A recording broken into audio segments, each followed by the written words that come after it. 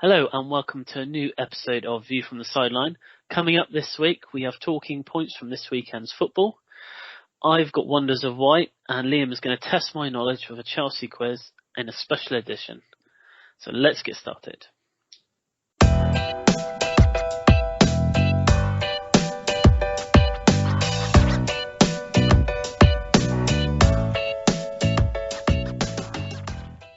Hello and welcome to this latest edition of View from the Sideline podcast. It's Chris here and Liam is with me as always. Hello Liam. Good evening Chris, how you doing? I'm alright. Yourself? Yeah, I've had a good weekend football wise. Big smiles all round for both of us. Yeah. We matched each other's scoreline, so I couldn't quite believe your one though, if I'm honest. No. We hadn't been to Southampton for a long time, especially at Villa Park. So yes, I was doing well as well. So doing very well. Yeah. Okay, so first up is this weekend's talking points. So we are going to touch base on Newcastle, Arsenal, and then we're going to take a look at what happened between Manchester City and Manchester United as well in the Manchester derby. So first up with Newcastle, we're just going to talk about sort of the recent results under Eddie Howe, and you know how well they've actually been playing. And when I was looking into this earlier, Newcastle actually haven't lost this year, so I was quite surprised by that, and I don't know why I was surprised, but they keep winning either way. But then it got me thinking about sort of Eddie Howe joins and then sort of the money comes in and then the players come in, and it's kind of like, is it something that Eddie Howe is doing with the old players as well as the new players? Because I don't know about you, Liam, but I find that the old players for Newcastle who were there sort of, been there for the last 18 months have really stepped up their game recently. Yeah.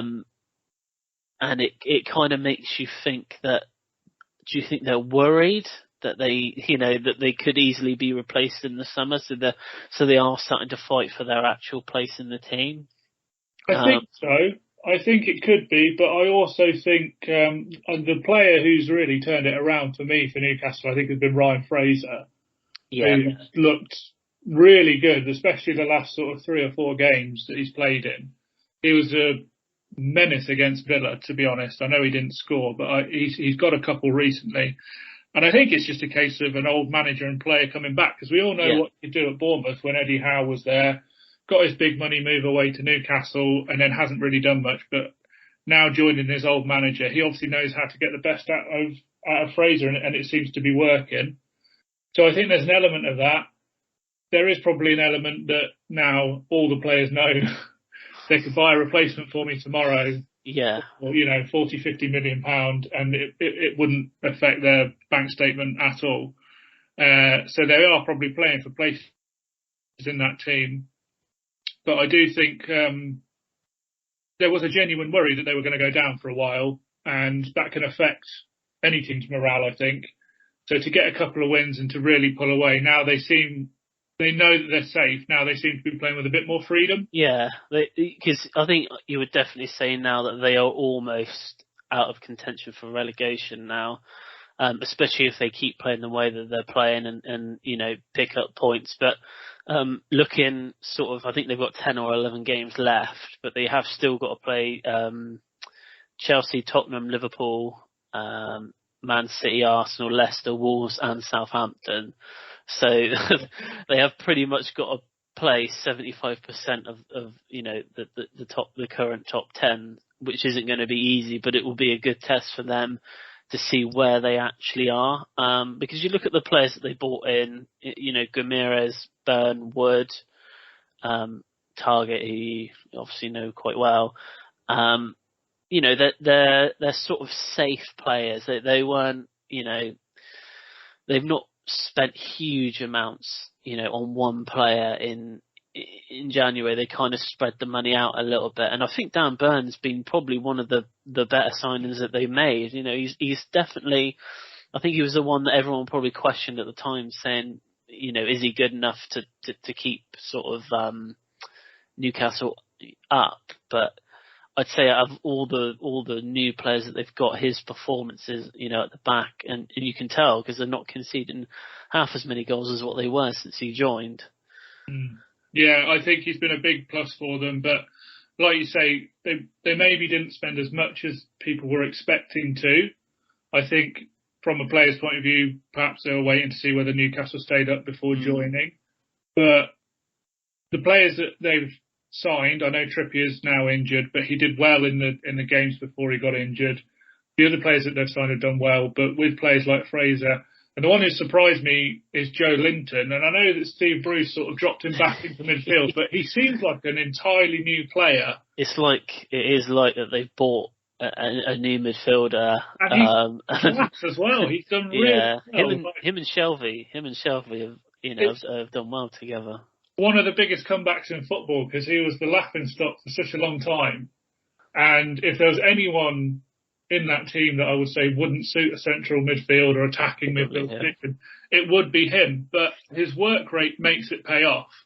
And he's been like a new signing for them. Fraser's been like a new signing for them. So although they haven't spent that much money, I think it's sort of rejuvenated the squad a little bit. And you do have to give Eddie Howe a lot of respect for that. I did think it was a good signing at the time, bringing him in. And he's sort of gone on to prove that. But it will be interesting now, like you say, tough running, but it will be a good test to see where their ambitions actually are. Yeah. And be interesting to see what they do over the summer, because I imagine they will spend big. And if they are a Premier League team, which I expect them to be, I'm sure there'll be a lot of interest from good players joining them. Well, they definitely have the money to spend on wages. But I think, like you said, it's going to be a good test to see sort of when they do come up against, Liverpool and Chelsea and Man City, how they perform, especially the players that, like I said, have been there for, a while now. Can they step it up against these big teams? Because, I guess from a Newcastle point of view and an owner's point of view, Man City, Chelsea, Liverpool, that's where they want Newcastle to be probably within the next, 3 or 4 seasons. But I guess interested to see what their target is for next season. Cause if they survive, but they're in the bottom half this year, it's not going to come overnight. And if they do spend big, are they going to want immediate returns on that? Are they going to want European football next year? I mean, it didn't happen for Man City straight away. It took them a few years to gradually work their way up before they were consistently at the top. So I think they'll have to be a little bit patient, but I do think they'll attract some big names in the summer. Definitely. So we'll move on now from Newcastle, and you've got some notes on Arsenal. Yeah, I just wanted to have a little dive into Arsenal's push on the top 4, because myself included, I basically never saw this coming from the start of the season. Very, very good. I remember when, it looked for all the world as though it was going to be a mid-table finish. I thought Arteta was on his way out. They stuck with him, and it was a bit of a strange decision. They were obviously having a few issues off the field with players like Aubameyang, and they're players now that they seem to have kicked out. Obviously, Aubameyang's gone on to Barcelona. So in getting rid of some of those troublemakers, it seems like they've become more of a team again, and the form has sort of reflected that. Smith Rowe looked really consistent. And in fact, like a majority of the team is actually young English players, which I think is great for the national side. And they seem to have shored up their defence with White, Tomiyasu. Ramsdale's been good as well. But I just wanted to sort of have a look. Obviously, they're in the top 4 at the moment. I fancy they'll stay there, mostly because the teams around them are having a bit of a bad spell. Man United, for example. But when you look at pound for pound, or like player for player, what a good job Arteta's actually done there, because they're nowhere near the same level of quality as Chelsea, Liverpool, City, and yet they're up there. I think we've got to give him a bit of credit, especially for turning it around. Yeah, it's not the free flowing Arsenal of old, but he's given them an identity back. Well, they're definitely playing a lot better from what they did at the start of the season. Because, like you said, I don't think anyone would have seen them going anywhere near the top four from how they started, and probably Arteta at that time was probably only 1-2 games away from actually being sacked. And at the time, a lot of Arsenal fans were calling for him to go and for them to get someone new in. But he's turned it around. Like you said, they've got some really good young English players, like Saka, who's his performances with Smith Rowe as well have been, very, very good. And I think they've got 3 games in hand on Manchester United. And I think if they won all 3 of those games, they'd only be a couple points behind Chelsea. So it's not even out of the realm to think that they could actually finish third. And, if he gets Arsenal into the Champions League with the squad that they've got, when you look at the squad and you look at their sort of striker options, they are very, very limited. They've got Lacazette, and that's pretty much it, to be fair. And he's off in the summer as well. So they are at a sort of a crossroads now where they're not known to splash, huge amounts of money. And Arteta's done a brilliant job in getting that squad, because rightly say, that squad is not up there in terms of probably top 4, but, they will have to spend money in the summer on players because it's likely that they are going to be playing in the Champions League.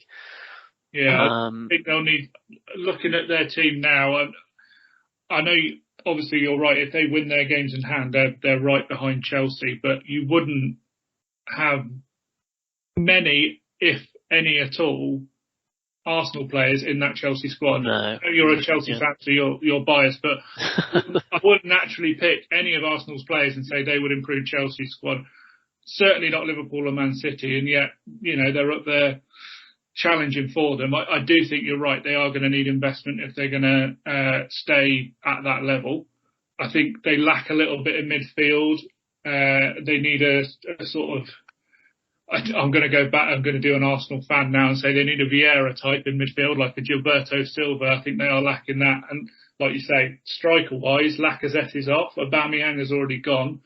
So they're going to be looking for someone. It just, who they're going to attract, because I think they've got in the same pool as Newcastle looking at players next season, and obviously Man City are probably going to be after a striker as well, as they don't have one at the moment. It's going to be a bit of a tough time for them to get a top name in when there's going to be so much competition. Yeah, for me, I to be fair, with Newcastle spending power, and, even if Arsenal get in the Champions League, I think Arsenal and Newcastle are probably going to be fighting for roughly the same sort of player. But I think we can agree that, Arteta has done, an incredible job really to turn it around. And he's got Arsenal playing good again. They're playing some half decent football. I know, against Watford, they played well. But they've always been known to be a bit leaky at the back at times. But, we're not talking about them last season when they had David Luiz. He was like a headless chicken sometimes.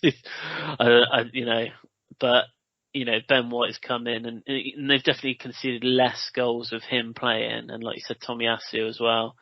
But, they are a genuine threat. It's bad to say, really. 5-6 months ago, if you were playing Arsenal at the weekend, you could almost think to yourself, well, this is going to be an easy game. But he's got them working for him now, and there's obviously a level of trust within that squad. And I think, like you said, maybe getting rid of Aubameyang was probably a blessing in disguise, because obviously he seemed to have undermined the manager a little bit.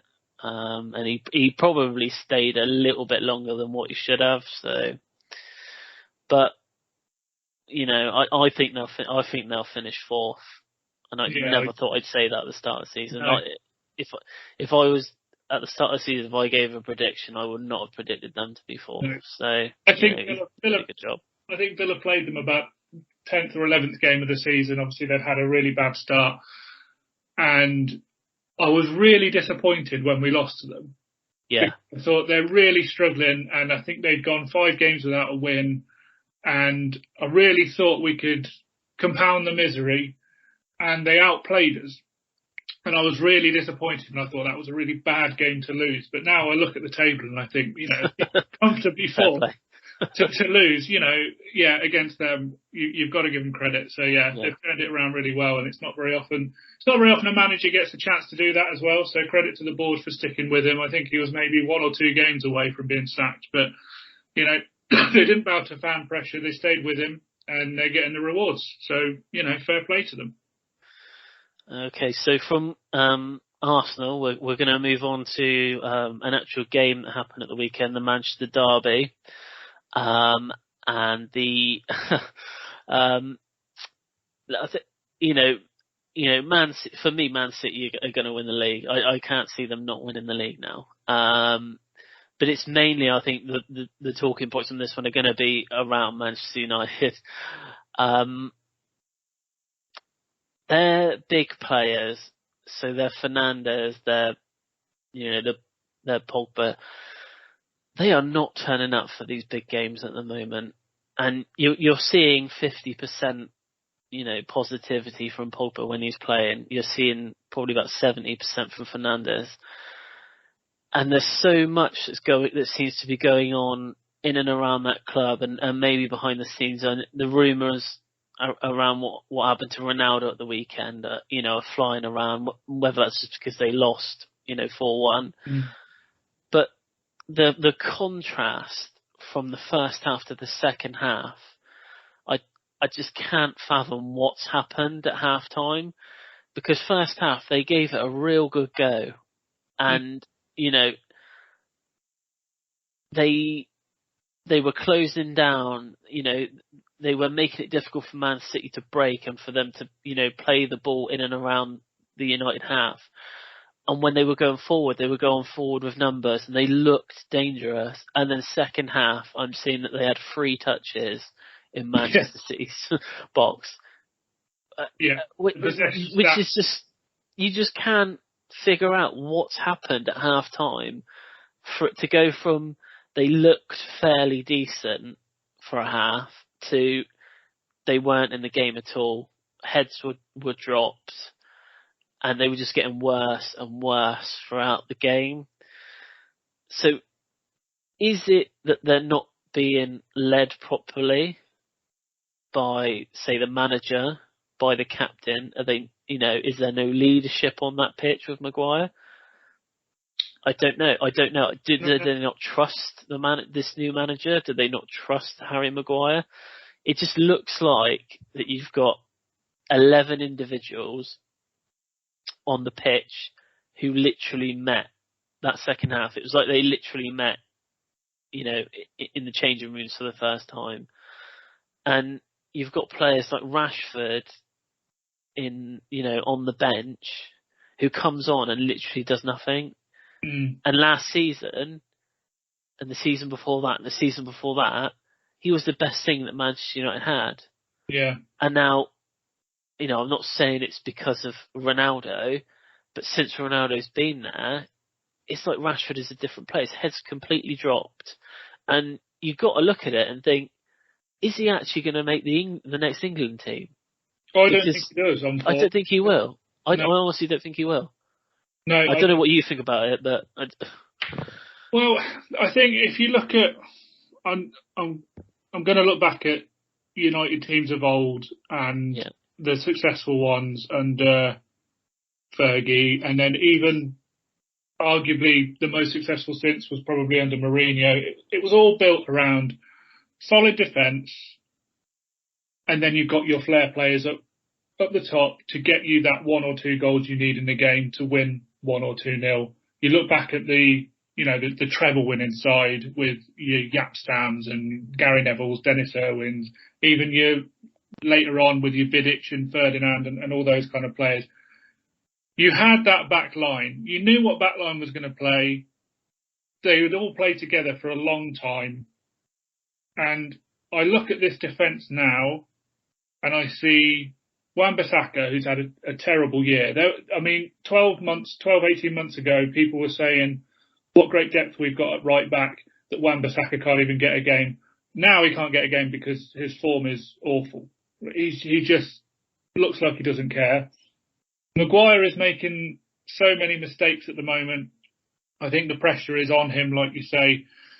You've got a lot of leaders in that dressing room that are potentially saying different things, and he is the captain. He should be the point of authority, and maybe he feels like he's not at the moment. But he's making errors himself. De Gea doesn't really stand a chance when the defence in front of him are playing the way that they're playing at the moment. They just don't look like they care. But it does start from the front. Like you say, the pressure that was on it was non-existent. I saw the stat for like a 15-minute period in the second half. 90. Possession. Like that. Can you imagine if that statistic came up when Fergie was in charge? Like, the whole team would be so scared to go in at half-time or at the end of the game. But they just don't look like they care. I think you're right. For me, they've got a lot of players in there that when a team is playing well, they look good in it. Pogba, in a team that plays well, will look like the best player or one of the best players. You look at him in the France team, when France play well, he is inevitably a key. Yeah. Fernandes, I think, is the same. When United were playing well last season, he was a big part of it. Ronaldo has obviously come in. I'm guessing he has every right because of what he's achieved. He wants to be the big player, the number one, when perhaps he's getting a little bit too old now. It might have caused some friction. But you look at Ronaldo's stats this year, he doesn't have anything to back that up because when he has played, he's not looked bothered either. So that to me says there's something seriously wrong in the background. And where these leaks are coming from, I've no idea. But there's no smoke without fire. And I think it wouldn't have just come out of thin air that these are problems behind the scenes. And I don't know whether putting an interim coach in the first. I don't think it was the right. No, I think they need someone there who's going to make some bold decisions and make some people unhappy. We just spoke about Arsenal. Arteta kicked his captain out of the club because he was causing issues. People questioned it at the time, but look at the improvement they've made. Whether Ranić carries on or whether they bring someone in next year, they've got some tough decisions to make. But if they get them right and they stick by them, it could be for the best for Man United. Because on paper, they literally do have one of the best squads in the league. Especially going forward, they've probably got the best forward line of any team in the Premier League. And like you said, something's not. I personally don't think that they'll give him the job. I can't see it. I think there's been too many failures since he took over. There's been too much unrest. I still think they're holding out for Pochettino, but it's like you said, someone has to go in there with authority and start giving them what for, because at the moment they just look like 11 spoiled children on the pitch. Yeah, not playing for the badge. Like you said, imagine that was Fergie. My God. You wouldn't have lasted 2 seconds on that pitch if Fergie was there. They would have never played again. None of them. Yeah.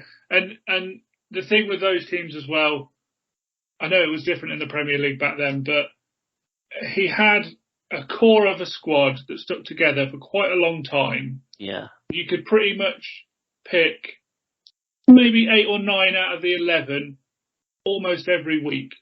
There'd be a couple of positions that he'd rotate. But at the minute, I'm looking especially at their defence. They call it a back four, or sometimes a back five. I wouldn't know who they were going to pick on a week-by-week basis. And if I don't know that as someone watching football, it can't have a good impact on the team. Because if they don't know who they're playing with every single week, there's obviously not much chemistry there. So I think that is a part of it as well. You know, you do pick players based on form. I understand that, but you've got to give people a run together in order to get that form. Just lastly, the thing is they've started playing this Elanga guy now, right? Because you know he has put some half decent performances. Yeah. But there is something fundamentally wrong when he is starting over Rashford, and I think it's clear to see that something is definitely not right there.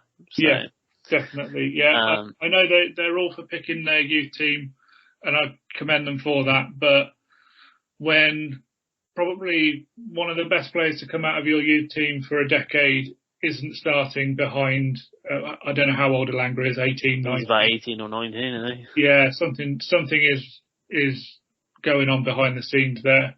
And they've spent a lot of money in those areas as well. And I know Sancho scored at the weekend, but his form hasn't been great. And there's been times when he's been in and out of the side. And it's just none of it is really good for consistency. And I think that's what they need at the minute. Yeah. Cool. That's not going to go well. I think most Man United fans would probably agree with what we just said, to be fair. I was about to say we probably wouldn't be very happy, but I think it's clear as day that I don't think many people will disagree with what we just said. But that is the end of Talking Points and the end of part 1. Coming up in part 2, we've got Wonders of White and Liam's mastermind quiz on Chelsea, which hopefully isn't going to make me look completely stupid. He'll be back in part 2.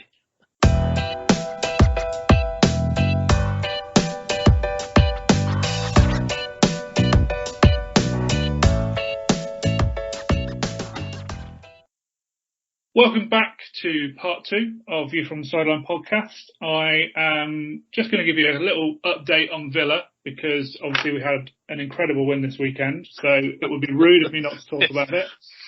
4-0 against Southampton, who have notoriously been a difficult side for us to play against, especially at Villa Park over the years.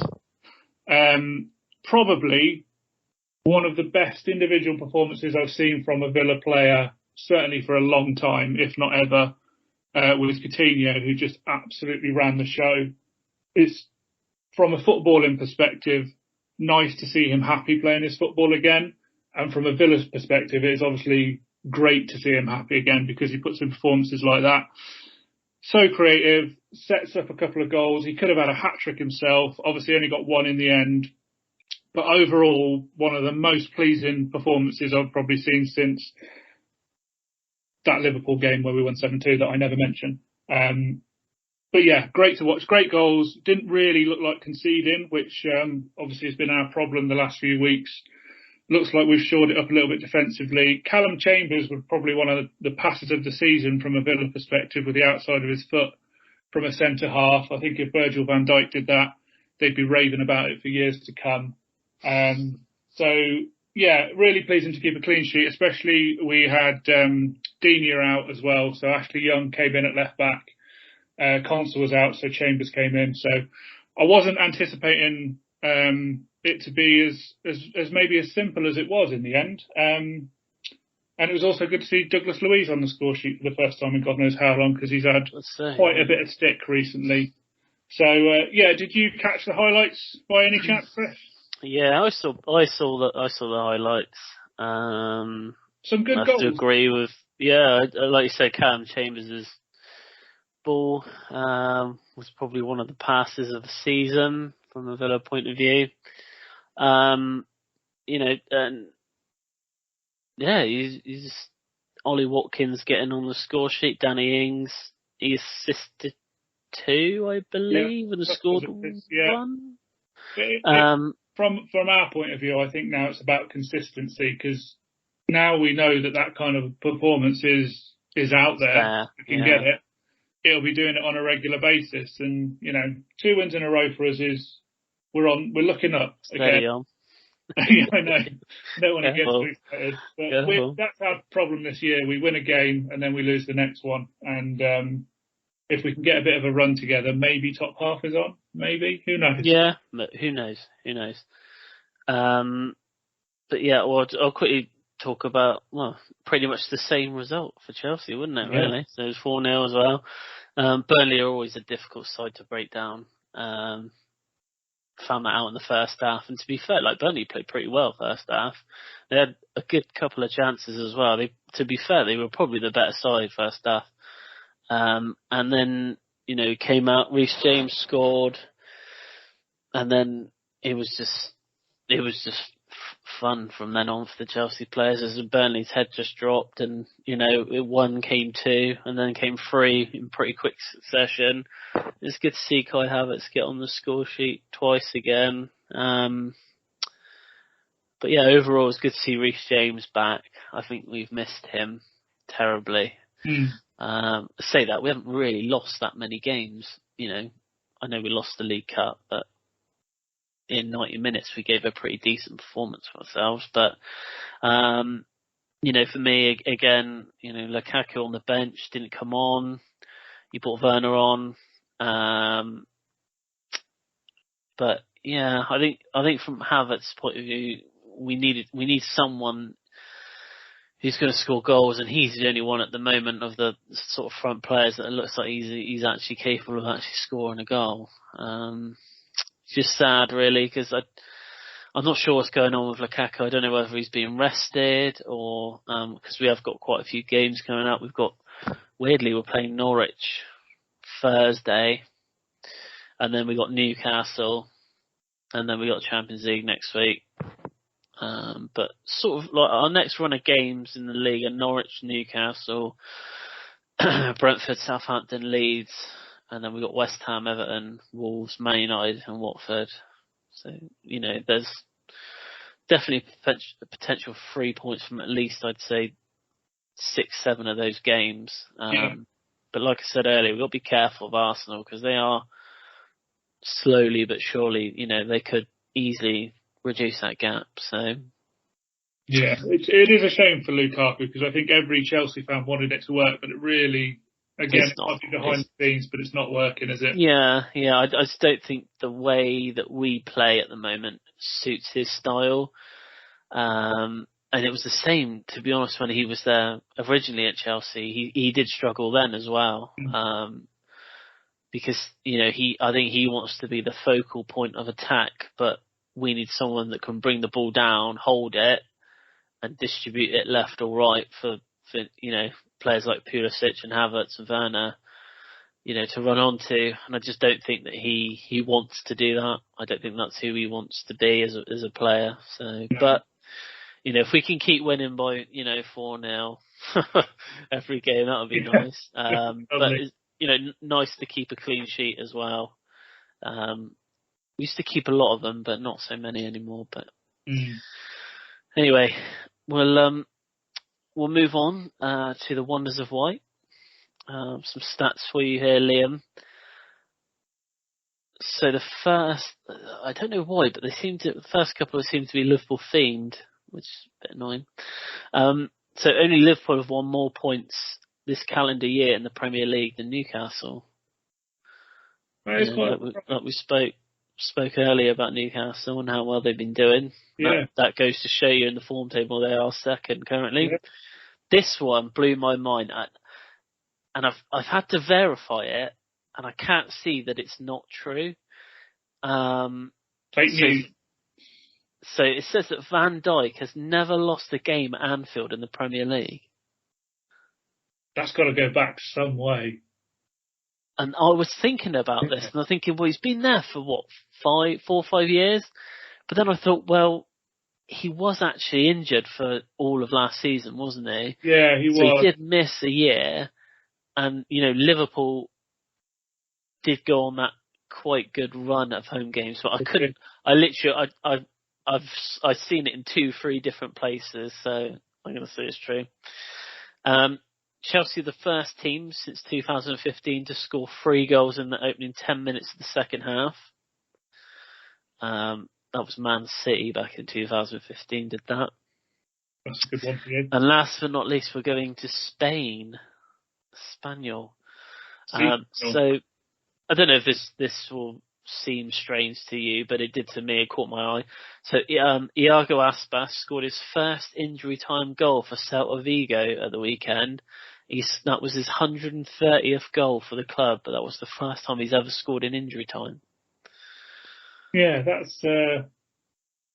I mean, the fact that he's got 130 goals, purely based on his time in Liverpool, is astonishing. To be honest, he's a good player. He's a good player over there. Yeah. And he was obviously the best kept secret at Liverpool at the time because he never played him when he did. Yeah. But that's quite a stat for 130 goals and never scored past 90 minutes. Yeah. Until the weekend, which I believe they did actually win. I think it was the winning goal as well. I think they picked Mallorca. Okay, right. Oh, I know what's coming up next. Are you ready for this? Go on then. Are we calling it a special edition?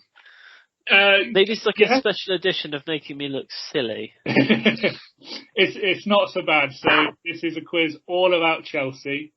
So we're gonna do this as though it's your mastermind specialist topic. I've got 10 questions on Chelsea. Luckily for you, I couldn't be bothered to research all the way back to Chelsea's early existence, so I've just based it on the Premier League era, which I know will annoy some older listeners of the podcast who constantly remind me on Twitter, football did start before 1992.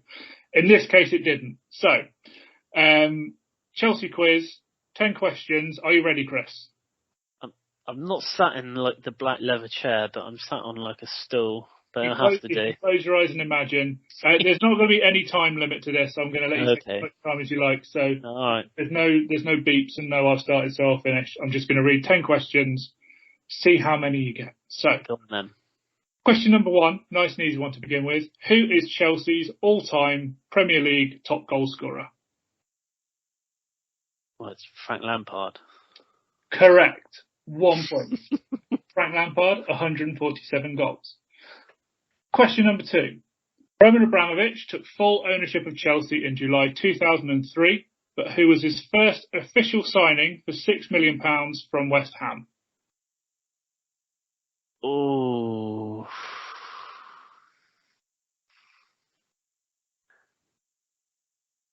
From West Ham. It was indeed. £6 million from... because we've bought a few from West Ham. I am going to go, because I can't remember, Glenn Johnson? No. Correct. It is Glenn Johnson. It was either Glenn Johnson or Joe Cole. I can't remember. It is indeed Glenn Johnson, who I don't think he played too much for you and then went on to Liverpool. He got injured, I think. Yeah. Number 3, this one is going to make you angry. Chelsea were famously knocked out of the Champions League semi-final by Barcelona in 2009 after a controversial performance by a referee. Can you tell me what the name of this referee is? Oh my God, Liam.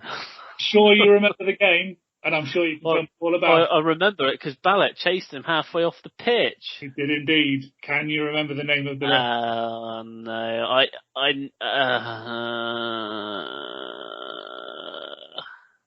No, I'm not going to be able to tell you. I would say that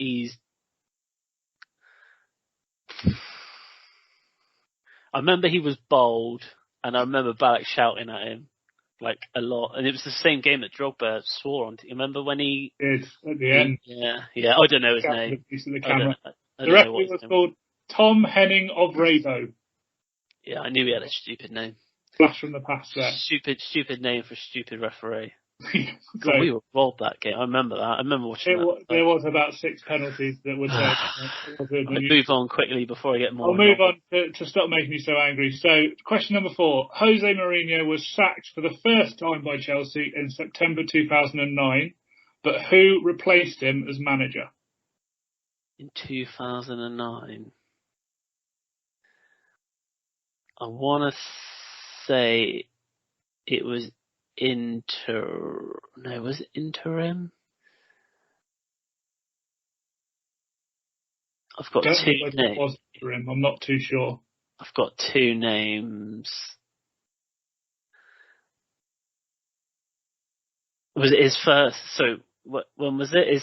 So September 2009. So he was sacked for the first time in September 2009, and it's his replacement that I'm after.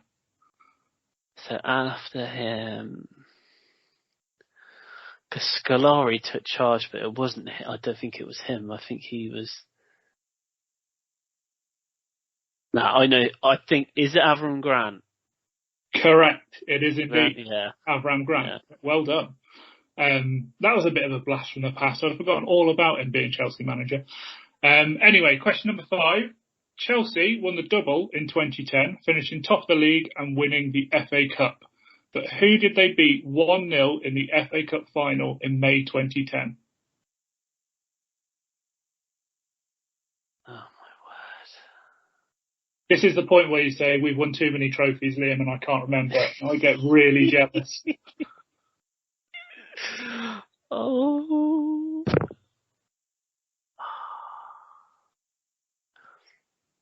It was not to beat Everton 2-1. I think that was before. It was probably the worst FA Cup final since Chelsea beat Aston Villa 1-0 in 2000, to be honest. The only other team I know that they beat was Portsmouth.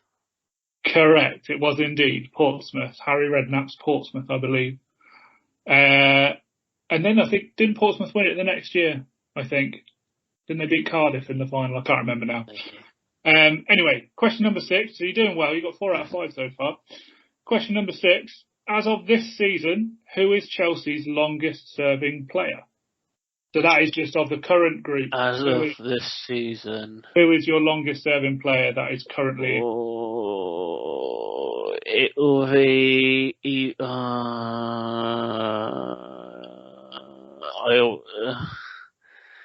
are we saying, does academy count? No, I don't believe it does. Okay. Azpilicueta? Correct. Cesar Azpilicueta. Yeah, I was just checking because Loftus-Cheek, I know he's been there for a long, long time. Okay, no, yeah, Dave. I think he was number 3 on the list, and I think number 2 was Andreas Christensen, which I always forget he's been there so long because he was out loan. Yeah, he's leaving, looks like, as well. Yeah. No, Azpilicueta, he joined just after we won the Champions League. Yeah, it must have been... Yeah, 2012, wasn't it, I think? Yeah, and he only cost Chelsea like 7 or 8 mil, I think. Absolute bargain. Yeah. Question number 7. In the summer of 2016, Chelsea sold Mo Salah for £14.5 million to which Italian club? So we have to. Yeah. I just wanted to add this in because you played for Fiorentina and Roma, but I don't know who we did we? I just wanted Roma. Correct. It was Roma. You sold. Played for. He played for Fiorentina. He did. Yeah, I think he did for Fiorentina. Cool. But I just wanted to point out that you sold the best player in the world for £14.5 million. So just wanted to make you feel a little bit bad there. But well done. Yeah. 6 out of 7 so far. 3 more to go. You do realise that we sold Kevin De Bruyne as well. Yeah, it could have been him. To be fair, I could have chosen a couple, but you just need to get better with your transfer policy, to be honest. So, in the summer of 2017, Chelsea broke their transfer fee record to sign which Spanish striker? Oh my God, why has my mind gone blank? In the summer of 2017, Chelsea broke their transfer fee record to sign which Spanish striker? Oh, I know. It's the donkey, Morata. Is Morata in it? It is Alvaro Morata, yes, God. Well done. I don't need to be reminded of that either. Yeah. We can carry on. Question number 9 then, in that case. Going a bit further back in time for this one. So, who was Chelsea's first winner of the Football Writers Footballer of the Year award, winning it in 1996-1997 season? Oh, blimey. 96-97. So the year we won the FA Cup. Oh, who did it? I have no idea. Ruud Gullit. No, it was Chelsea legend Gianfranco Zola. Oh, I thought you might get that one, to be honest. Because Gianfranco Zola is the first player that I think of for Chelsea before Abramovich came in. Because he was great back in the day. You're the only player anyone ever remembers before Abramovich. Basically, yeah. Final question then. Yeah. There are two possible answers to this one. If you get both, I'll give you 2 points. If you only get one, I'll give you 1 point. So, okay, go on then. So Frank Lampard has scored 4 goals in a match twice, but can you name either of the other 2 players to achieve the same feat? And to make it a little bit easier for you, one player did it against Barnsley in 1997, and the other player did it against Coventry in the year 2000. Any thoughts? Okay, so when did you say 2000 and... So, one player scored 4 goals against Barnsley in 1997, and the other player scored 4 goals against Cov City in 2000. Oh my word. You can have both if you want, but I will accept one for a point. So in 2000, there couldn't have been that many. So 2000, you're sort of... It would have had to probably been a midfielder or a striker. The only strikers I remember from that sort of era are Good Johnson, but I don't remember him scoring. Then we had Hasselbank, and we had Flo, Zola. I don't remember anyone scoring 4 in a game. And then you said one was in 90, what? 90? In 97. Again, that would have been... Can feel the cogs wearing away. I will guess. I have no idea. I'm going to say Torandre Flo and Hasselbank. You've got 1 out of the 2. Ooh. So that is... Who was that? Was that Hasselbank? Hasselbank is correct. Okay. Yeah. Sorry, I'm just adding up your totals. So it wasn't Flo. So if it wasn't... So in 97, if it wasn't Flo, it would have been either Zola or could have been Vialli, I guess, but I don't think it would have been.